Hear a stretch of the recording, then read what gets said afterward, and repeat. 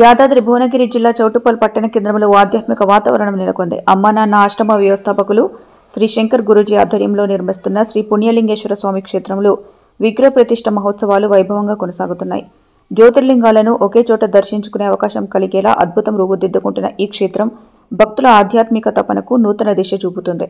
November 20 వరకు కొనసాగే ఉత్సవాల్లో భాగంగా పంచమహాయాగాలు, ఏకాదశ రుద్ర, లక్ష్మీ గణపతి, చండీ, మృత్యుంజయ, సుదర్శన యాగాలు ప్రత్యేకంగా నిర్వహించబడుతున్నాయి. ఈ యాగాల్లో అనేక మంది భక్తులు భక్తి శ్రద్ధలతో పాల్గొన్నారు. నేడు ఉదయం 10:51 శ్రీ పుణ్యలింగేశ్వర స్వామి సంతాన ప్రదాయిని మాణిక్యాంబాదేవి విజయాలను ప్రసాదించే జయసిద్ధి గణపతి, ద్వాదశ జ్యోతిర్లింగాలు, ధ్వజస్తంభం, మహానంది విగ్రహ ప్రతిష్ఠన కార్యక్రమాలు అంగరంగ వైభవంగా నిర్వహించబడ్డాయి. భక్తులకు ఎటువంటి అసౌకర్యం కలగకుండా ఏర్పాట్లను పర్యవేక్షించిన క్షేత్ర వ్యవస్థాపకులు శ్రీ శంకర్ గురూజీ తెలిపారు. ఈ దేవాలయం నిర్మాణం వెనుక ఉన్న ప్రధాన ఉద్దేశం ఆశ్రమంలోని 600 మంది నిరాధారులకు భక్తులు సమర్పించే కానుకల ద్వారానే ఆహారం, సంరక్షణ అందించడమేనని. రేపు ఉదయం 11 గంటలకు శ్రీ మాణిక్యాంబాదేవి సమేత శ్రీ పుణ్యలింగేశ్వర స్వామి కళ్యాణ మహోత్సవం భక్తి ఉత్సాహాల మధ్య ఘనంగా నిర్వహించనున్నారు. భక్తులు ఈ పవిత్ర కళ్యాణ మహోత్సవంలో పాల్గొని పుణ్యలింగేశ్వర స్వామి ఆశీస్సులు పొందాలని శ్రీ శంకర్ గురూజీ భక్తులను కోరారు. ముందుగా మీడియా మిత్రులందరికీ నేను మనస్ఫూర్తిగా ధన్యవాదాలు తెలియజేస్తా ఉన్నాను. గత 15 సంవత్సరాల నుంచి మీడియా మిత్రులు అమ్మ నాన్న అనాథ ఆశ్రమాన్ని నన్ను ఆదరించి 15 సంవత్సరాల నుంచి ఎలాంటి మచ్చ లేకుండా మీరందరూ సపోర్ట్ ఇస్తున్నందుకు మీడియా మిత్రులందరికీ పేరు పేరున ధన్యవాదాలు తెలియజేస్తా ఉన్నాను. నా పేరు శ్రీ శంకర్ గురూజీగా పేరు ఈ రోజు నవంబర్ 1వ తారీఖుగా నామకరణ అయింది. గత శంకర్గా 15 సంవత్సరాలు మానవ సేవలు తరిస్తూ దిక్కుముక్కు లేని అనాథల కోసము 15 సంవత్సరాలు అందరి సహాయ సహకారాలతోటి నీతి నిజాయితీగా ధర్మంగా నేను సేవ చేస్తూ మంచి పేరు సంపాదించుకున్నాను. మానవ సేవే మాధవ సేవ అన్నట్టుగా మరి ఇప్పుడు అమ్మ నాన్న అనాథ ఆశ్రమంలో 600 మంది అనాథలు ఉన్నారు. నేను ప్రతిరోజు నిరంతరంగా నేను సాధన చేస్తూ భగవంతుని కోరుకునేవాడిని. భగవంతుడా 1-2 పిల్లల కోసమే ఎన్నో కష్టాలు పడుతున్నాం మనము.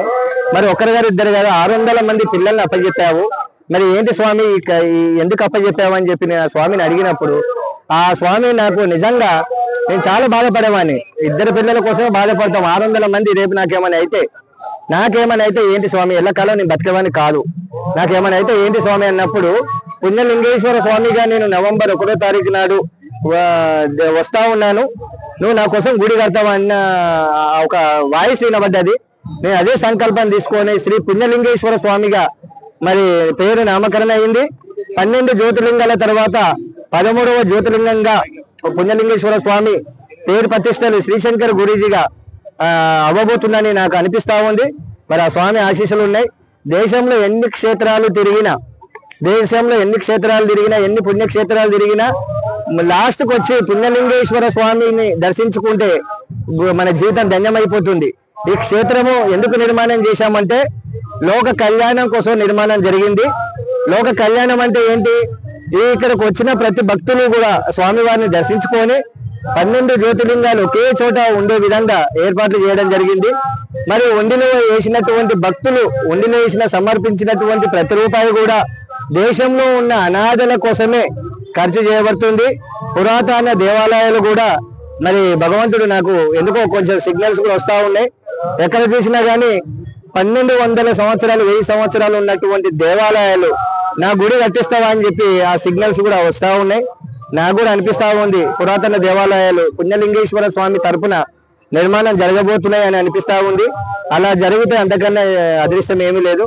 మరి ప్రతి ఒక్కరూ ఈ పుణ్యలింగేశ్వర స్వామి క్షేత్రానికి ఎంతో 1 సంవత్సరంలోనే దాతలు ముందుకొచ్చి నేను మనసులో సంకల్పించాను. ప్రతి ఒక్కరు నేను అడగకుండా వచ్చి వాళ్ళ వంతు సహాయ సహకారాలు అందించారు. కాబట్టి ఈ రోజు వాళ్ళ చేతుల మీదకెళ్ళే విగ్రహ ప్రతిష్ఠ, యంత్ర ప్రతిష్ఠ అన్ని జరిపించాను. కేవలం నేను వాళ్ళ మధ్యలో భగవంతుని మధ్యలో నేను ఒక గురువుగా ఉన్నాను. దేశానికి ఒక మంచి మార్గాన్ని, మన పిల్లలకు దేశంలో ఉన్న ప్రతి ఒక్కరికి ఒక మంచి మార్గాన్ని శ్రీశంకర్ గురూజీగా నేను ఒక మార్గాన్ని చూపబోతున్నాను. త్వరలో మీ అందరి ముందుకు వచ్చి ఒక మంచి విషయాలు చెప్తాను. ప్రతి ఒక్క విషయంలో మీతోటి పాలు పంచుకుంటాను. మంచి చెడు అంటే ఏదో చెప్తాను. ఈ భూమి మీదకి ఎందుకు వచ్చాను అనేది నా 15 సంవత్సరాలు నా 30 సంవత్సరాల సాధనలో నాకు తెలిసింది. ఈ భూమి మీదకి నేను వచ్చింది ఆ భగవంతుడు నాకు చెప్పేది ఒకటే చెప్పాడు, నాకు నువ్వు ఇక్కడ బ్రతకనికి వచ్చావు, నేను సంపాదించడానికి కాదని చెప్పి అది నాకు వినిపించింది. అందుకే నేను రేపటి కార్యక్రమం ఇక్కడ స్వామివారి మన కళ్యాణం జరుగుతూ ఉంది. రేపు కళ్యాణం జరుగుతుంది. ప్రతిరోజు కూడా ఈ రోజు నుంచి రాత్రి 7 గంటల నుంచి 8 గంటల వరకు గంగా హారతి ఉంటుంది. కాశీ నుంచి ఒక 14 మంది పండితులను పిలిపించాము. స్వామివారి గంగా హారతి కూడా ప్రతిరోజు 7 గంటల నుంచి 8 గంటలకు ఉంటుంది. కాబట్టి భక్తులందరూ ఎక్కడకు కాశీకి వెళ్ళలేని వాళ్ళు కూడా ఇక్కడికి వచ్చి గంగా హారతిని తిలకించి స్వామివారి 12 జ్యోతిర్లింగాలు 13 పుణ్యలింగేశ్వర స్వామిని, మాణిక్యాంబ గణపతిని అన్ని దర్శించుకొని స్వామివారి ప్రసాదాన్ని స్వీకరించాలని, మీరు వండిలేసిన ప్రతి రూపాయి కూడా అనాథలకు చెందే విధంగా నేను ప్రయత్నం చేస్తాను. అందరికీ ధన్యవాదాలు. మీడియా మిత్రులకు కూడా ధన్యవాదాలు. Thank you. ఓం నమ శివాయ. ఈ రోజు ఈ దివ్య మహాక్షేత్రంలో మేము పాల్గొనడం మా యొక్క పూర్వజన్మ సుకృతంగా భావిస్తున్నాము. ఈ అవకాశం మాకు కల్పించడానికి ఈ జ్యోతిర్లింగాల ప్రతిష్టలో మొదటి జ్యోతిర్లింగమైనటువంటి సోమనాథ జ్యోతిర్లింగాన్ని రమాదేవి జయదేవ్ బాబు దంపతులు ప్రతిష్ఠింపజేశారు. వారి తరఫున మేము వచ్చామండి. మరి అసలు ప్రతి కార్యక్రమం కూడా ప్రతి చోట కూడా చాలా ప్రశాంతంగా జరిగింది. ఇంతటి దివ్య క్షేత్రాలను మన ఆంధ్రప్రదేశ్ తెలంగాణలో ఎక్కడా చూడలేదండి. మరి తమిళనాడులోనే చూసాము మేము. మరి అటువంటి సంకల్పాన్ని ఈ ఆర్గనైజర్స్ శంకర్ గురూజీ గారు అండ్ మిగతా ఆర్గనైజర్స్ అందరూ కూడా ఇక్కడ అవకాశం కల్పించడం అందరి అదృష్టం అండి. మరి మేము కూడా నామ జపాలు చేపిస్తూ ఉంటాము. ఓం నమ శివాయ జపము కొన్ని కోట్ల జపం చేయించాము. ఆ యొక్క ఇప్పుడు హరే కృష్ణ మహామంత్రాన్ని చేపిస్తున్నామండి. మరి 1008 సహస్ర కోటి నామ పారాయణలో ఉన్నాము. ఆ యొక్క నామస్మరణ కలియుగంలో నామస్మరణ చేస్తేనే ఎంతో పుణ్యం లభిస్తుంది. అలాంటి నామస్మరణలో ఉండబట్టే మేము ఈ రోజున ఈ అవకాశాన్ని భగవంతుడు మాకు కల్పించాడని పూర్తిగా విశ్వసిస్తున్నాము. అందరూ ఇలా దేవాలయానికి వచ్చినప్పుడే కాదండి, ఇంటిలో కూడా ప్రతి రోజు నిత్యం నామస్మరణతో తరించండి.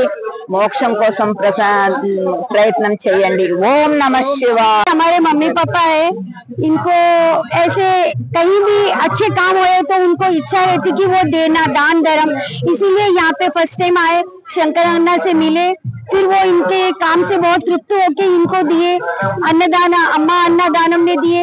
फिर इनको इच्छा हुई कि मंदिर करना बनवाना, तो वो लोग मंदिर बनवाए।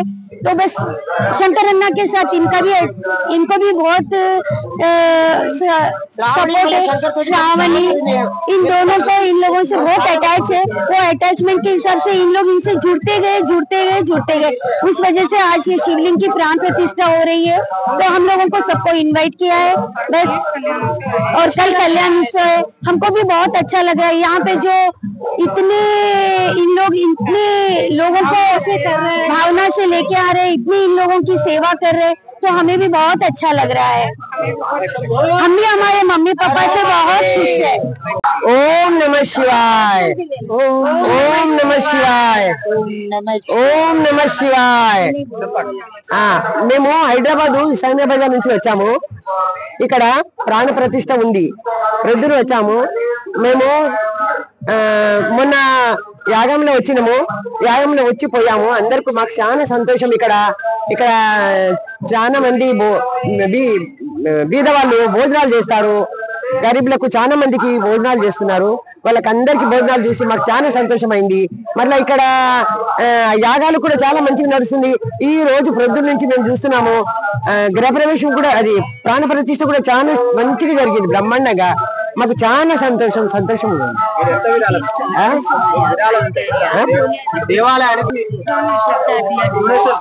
అది డొనేషన్ మాకు తోచినంత ఇచ్చేసినాము. అట్లా ఏం లేదు. మాకు ఎంత తోచింది అంత ఇచ్చినాము. మళ్ళీ ఎంత తోస్తే అంత ఇవ్వగలరు. అలా ఏం లేదు. దేవాలయం కానీ బ్రహ్మాండంగా మంచిగా నడుస్తుంది. ఆ దేవాలయం మాకు చాలా మంచిగా నడుస్తుంది. శంకర్ గారు పని చాలా మంచిగా ఉంది. చాలా మంచిగా చేస్తున్నారు శంకర్ గారు చాలా పని మంచిగా చేస్తున్నారు. వాళ్ళకు సేవలు అవన్నీ మంచిగా చేస్తున్నాడు. మళ్ళా మా శంకర్ గారి తరపున మాకు కూడా చాలా మంచిగా అనిపిస్తుంది. చాలా మంచిగా అనిపించింది. వాళ్ళ సేవలు చాలా మంచిగా చేస్తున్నారు.